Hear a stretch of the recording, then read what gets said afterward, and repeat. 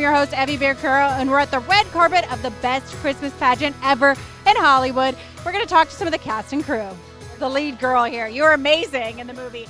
What did you feel? She was looking at the painting of Mary. Like, what did you kind of feel during that moment? Imogene's not feeling worthy to play a character who is always portrayed as so beautiful and perfect and the ideal. And I really just tried to translate that. She was such a bully, but was there anything that you were like, oh, this is interesting about Imogene? Yeah, I mean, her bullying was obviously pretty fun to get to play. I mean, being a little mean and crazy sometimes, a crazy herdman. But I thought it was so special in the scene in the library where she talks about basically theater and getting to act and step out of our own lives. And I thought that was so special, and I could really identify with that. One thing I liked about her, even though she kind of always took care of the siblings, you know? Like, she was always there for her family. Oh my gosh, that is such a special quality of Imogene, her being like the sort of mother to all her herdman siblings. And I thought that was so special and so sweet and heartwarming. How was this experience filming this movie for you? It was an incredible experience. It was so amazing. I mean, all of the talents that I got to work with, they're here beside me right now. And I mean, it was just an experience of a lifetime and a dream come true for me to get to work with them. I've actually seen you in a couple movies this year, right? You've got some Hallmark movies coming out too? Yes. I have a few movies coming out, but I think this is the one I'm most excited for. Really? What was this experience that made you so excited about it? Well, I think it was like the gigantic cast.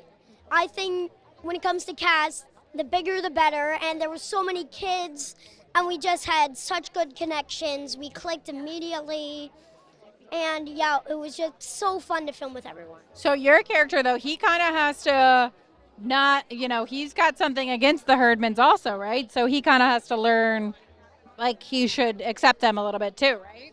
Yeah, I think so. And so what did you like about, the message of the movie, and what would you like people to take? Well, I think people should take from the movie to don't judge people from where they're from. Always give people second chances. Everyone deserves love. And like the saying, love your neighbor. And I think that is what this movie is about. What did you feel like your character kind of had to learn? My character kind of had to learn, like, not to unleash a cat on a crowd every time you see one. That's a really big one. Don't take your cat to show and tell. Really big key. I think he also kind of has to learn, like, not to attack everyone, threatening everyone on sight. You mess with one Herman, he's going to unleash a cat on you. In the middle of the night, you're going to wake up missing a foot or something. I love that because he had to learn how to be kind of nicer, right? Yeah, also, at the very end, I had to learn to be nicer, and it worked out. At the end, I turned out really good. It's like a personality swap. Flip the coin after the ending. I had to learn to be good. Have you ever been in a Christmas pageant before or no? Never. The only Christmas pageant I've ever been is the best Christmas pageant ever. Did you, was it fun to be a part of a Christmas movie? Yes. So much fun. The movie's like Home Alone. It's comedic. The people behind it are comedic. Like, Pete Holmes is literally a comedian. So it's going to be comedic, and it was really fun filming it. A lot of the times we had long trips up to our sets, up to in Stonewall from Winnipeg. That's about a 40-minute drive. And during those times, we really got to know each other so well. We got to become family almost for 2 months. So filming was nothing I could ever describe before. I mean, it was my first time really being in a major motion picture. And so what do you feel like they had to learn, like, throughout all of it? They had to learn a lot of lessons throughout the story. You could really see their character development throughout the entire movie, and it's important to realize how they learned to appreciate Jesus and the people around them more, and I think they related more with their town at the end of it. You think it strengthened your faith doing the movie? Or? Definitely. Yeah. Really, Dallas helped me with that as well. Chosen, definitely go check it out. I mean, truly, it was a great project to work on. You're one of the brightest herdmans, aren't you? In some things, yes. Like bullying, Bullying? especially Charlie. Okay, but you have a character arc, right? And so what do you feel like your character had to learn? That not everything has to be mean, rough. But yeah, at the end of the film, everyone was just like happy and very kind. Do you guys have a Christmas tradition you do at with your family? Yes, we do. We normally open one gift on Christmas Eve. Yeah, that's our tradition. And was this the first time you did a movie about a show, and then also the show was a pageant? Yeah, this is my first time. I've never actually ever done something like this before. Yeah. So what did you feel like, did it help with your faith? I mean, it was all about faith. Yeah. It just helped me understand that Christmas is just not just giving out gifts. It's about like Jesus and his story. Okay, so tell me about your character. You're the youngest herdman, right? Yes. And you wanted to play the angel, but talk about your character and how you kind of became a little sweeter by the end.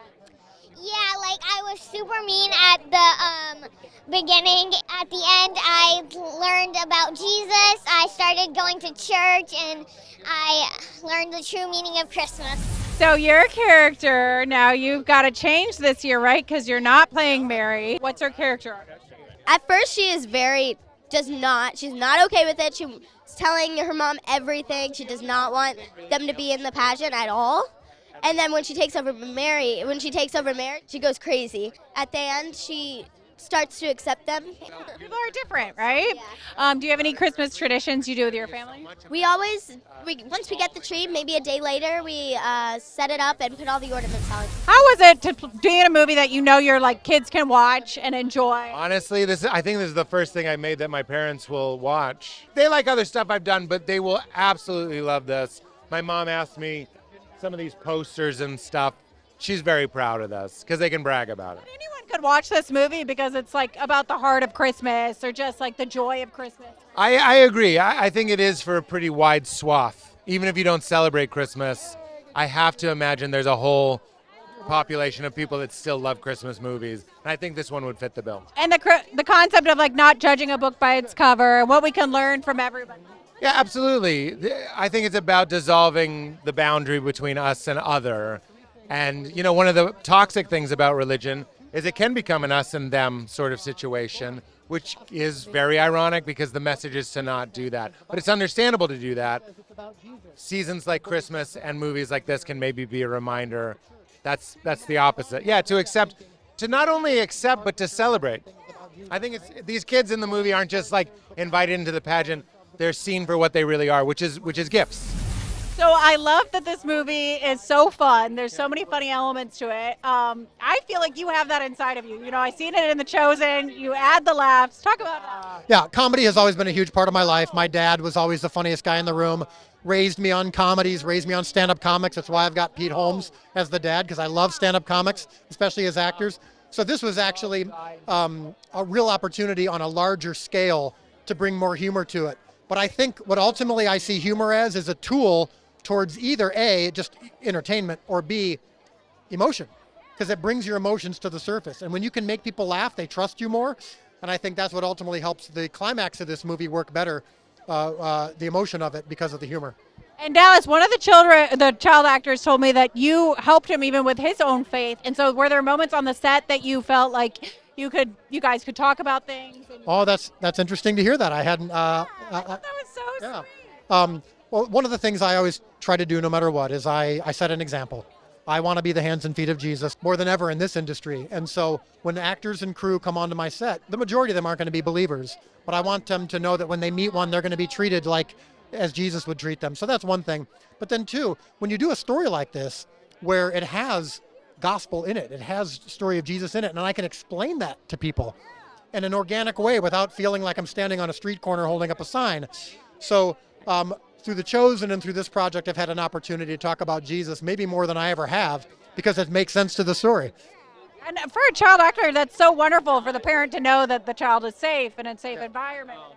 Yeah, I think if you ask the parents of the kids on this movie, they will all tell you that they felt safe as parents and that their kids felt safe.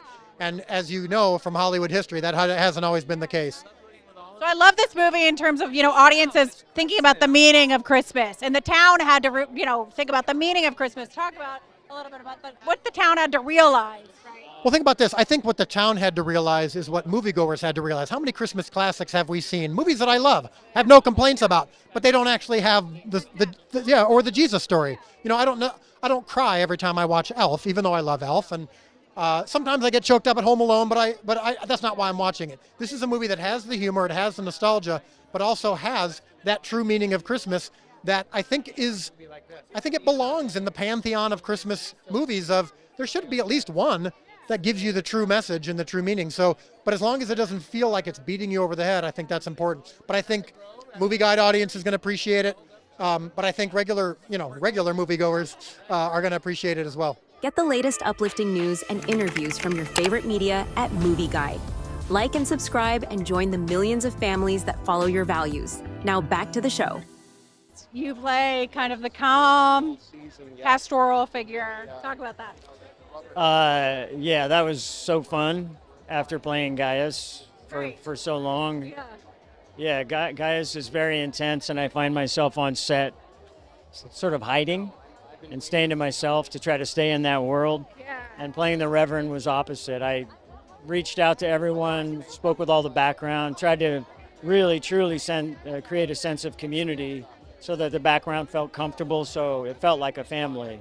Did you have a character in your life that kind of inspired you when you were doing this? I think any good person that puts the needs of others first, Dallas Jenkins and his lovely wife Amanda being two examples of that. Yeah, if I modeled anything, it would be after their kindness and their ability to give. Yeah, I love that. I liked the character. I liked how it was so different from your chosen character. I enjoyed that. What do you feel like the town people kind of have to learn from the herd? Don't judge a book by its cover, number one. Number two, and I already said it, but it's so important, putting the needs of others before our own. And that there's beauty in even something that doesn't look beautiful. You just got to look deep. This was a fun character. Talk a little bit about your character. Oh boy, she's a church lady. She takes herself very seriously. We'll say that. She takes herself very seriously, and it was so. Do you feel like your character had a character arc, and what did she have to learn from the herd? To not judge. It's funny. All of these ladies are just so stuck in their ways that they can't kind of see past their ways, and it's a really nice lesson at the end. And I like that because it was kind of more about like seeing the pageant in a new light, right? And seeing, really the meaning of Christmas. Yeah, it's not about show. It's not about things looking perfect. It's this reminder of how very humble Jesus' beginnings were and how very difficult and challenging and authentic it would have been. And so to get to witness these children, very specifically these outsiders, get to portray that in the most authentic way, I think is a beautiful lesson. So what do you have going on? You have The Chosen, and then are you a part of the animated Chosen? Yeah, so I've got a couple scenes in the animated show. We just did the Adventures with Bear Grylls, which was wild, and then I've got... Did you have to eat like a silkworm or something crazy? I had to eat something very disgusting. You'll have to watch to find out. It was terrible. But it was so much fun. And then I've got another film coming out at the end of January called Between Borders that I'm really excited about sharing.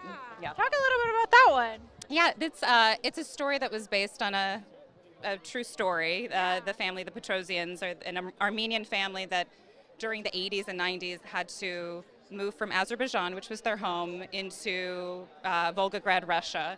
And each place they were not accepted because they were Armenian, and then they meet some really wonderful Christian missionaries that bring them to America. So we get to witness their journey, and it's a very sweet story about home and about faith and family. I love it. It sounds very interesting and deep, and like such a great story for people to see, to learn more about. Yeah, I think it's highlighting the plight of a lot of Armenian families, of what they've gone through. Yeah. And also it celebrates what America has been for so many people that come here as refugees, and it's really beautiful. So the best Christmas pageant ever. Yeah. What are you supporting about it? What are you excited about? What am I supporting about it? I think it's going to be an amazing film that sort of puts Christ back in Christmas. I think we've sort of lost the idea from a cinematic perspective as to what the season is about, and I think this movie is going to sort of correct that.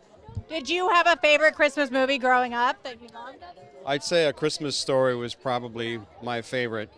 Yeah. Do you have favorite Christmas traditions you do with your family? I think going to Mass with my family and just kind of, waiting the arrival of Christ is there's just something really special and spiritual and sort of transcendent about kind of being there with the community at that moment. You have a lot going on coming up, The Chosen and a lot of other things. Oh gosh, yeah, there's a ton. So on the Chosen train, we've got the Chosen animated series coming up, which I'm stoked about, which, follows the journey of the kids and takes the story from the kids' perspective, but in animated form, which I love, has always been my first love as a performer. And I got a movie coming out next year with Kevin James, a romantic comedy called Solo Mio. Yeah, which I'm super stoked about. We just shot it, and I just got back from Italy. Actually, we shot in Italy for about 5 weeks. That is a good place to shoot, right? It's not too shabby, so I can't complain. And are you in the lead romantic? So it is a Kevin James picture. So he's the main guy, and then I play one of 2 sets of couples that kind of adopt this guy who essentially was stood up at his wedding in Rome by his fiance. And so I'm one of 2 sort of kooky couples that kind of ingratiate him into our honeymoon group. He decides to go on his honeymoon anyway because it's non-refundable. So he sort of treats it as a vacation, and as he's figuring out what went wrong.